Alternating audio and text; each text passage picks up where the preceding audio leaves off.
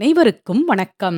இன்று நமது கங்கை கொண்ட சோழபுரத்தின் அதிசயங்கள் மற்றும் அற்புதங்கள் பற்றி தெரிந்து கொள்வோம். முதலில் அதிசய நந்தி. கங்கை கொண்ட சோழபுரம் நந்தியின் மிக முக்கியமான சிறப்பு அம்சம் கொண்டது. தினமும் சூரியன் உதயமானதிலிருந்து மறையும் வரை நந்தியின் நெற்றியில் படும் சூரிய ஒளி கருவறையில் உள்ள சிவலிங்கத்தின் மீது பிரதிபலிக்கும் வகையில் அமைக்கப்பட்டுள்ளது. கருவறை லிங்கத்திலிருந்து சுமார் 200 மீட்டர் தொலைவில் இந்த நந்தி அமைந்துள்ளது. இந்த அற்புதக் காட்சி வேறு எங்கும் காண முடியாததாகும். கங்கை கொண்ட சோழீஸ்வரர் கோவிலில் உள்ள ஒவ்வொரு சிற்பமும் காலத்தால் அழியாத கலை படைப்புகளாகும்.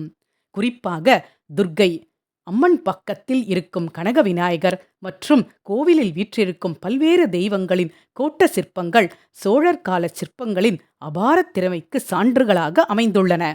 இங்கு வீற்றிருக்கும் துர்க்கை அம்மன் சிற்பம் வழக்கமான உக்கிரமான தோற்றத்திற்கு மாறாக அனைவரையும் வசீகரிக்கும் புன்னகை தவழும் முகத்துடன் 9 வயது சிறுமியின் வடிவத்தில் 20 கரங்களில் பல்வேறு ஆயுதங்களை தாங்கி மகிஷாசுரனை வதம் செய்யும் அரிய கோலத்தில் காட்சியளிக்கிறார். இத்தகைய தெய்வீக தோற்றம் வேறு எந்த கோவிலிலும் காணப்படாத ஒரு தனித்துவமான அம்சமாகும். ராஜேந்திர சோழன் தான் சாளுக்கிய தேசத்தை வென்றதன் நினைவாக அங்கிருந்து இச்சிலையை கொண்டு வந்து இக்கோவிலில் பிரதிஷ்டை செய்ததாக கூறப்படுகிறது. இங்கு அருள்பாலிக்கும் துர்க்கை அம்மன் பக்தர்களால் மங்கள சண்டி என்றும் போற்றப்படுகிறார்.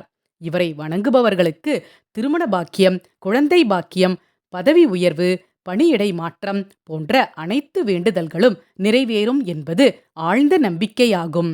இன்றும் ஞாயிற்றுக்கிழமை ராகு காலத்தில் முதலில் துர்க்கையை வழிபட்ட பின்னர்தான் சிவனை தரிசிக்க பக்தர்கள் செல்கின்றனர். இது ராஜேந்திர சோழன் பின்பற்றிய ஒரு மரபு எனவும் கூறப்படுகிறது. கோவிலின் தென்மேற்கே அமைந்துள்ள தனித்துவமான கனக விநாயகர் கோவில் சிறப்பு வாய்ந்தது. இங்குள்ள விநாயகர் மற்ற சிற்பங்களைப் போல் அல்லாமல் தன் வலது கையில் எழுத்தாணியுடன் காட்சியளிக்கிறார். ராஜேந்திர சோழன் கங்கை வெற்றியின் செலவு கணக்குகளை சரிபார்த்த போது இந்த விநாயகரே சரியான கணக்குகளை எடுத்துரைத்தார் என்பது நம்பிக்கை.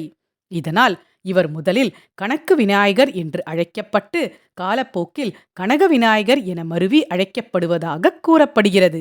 இன்றும் புதிதாக வீடு கட்ட நினைப்பவர்களும் தொழில் ஆரம்பிக்க நினைப்பவர்களும் இங்கு வந்து வழிபட்ட பின்னரே தங்கள் பணிகளை துவங்குவது வழக்கம்.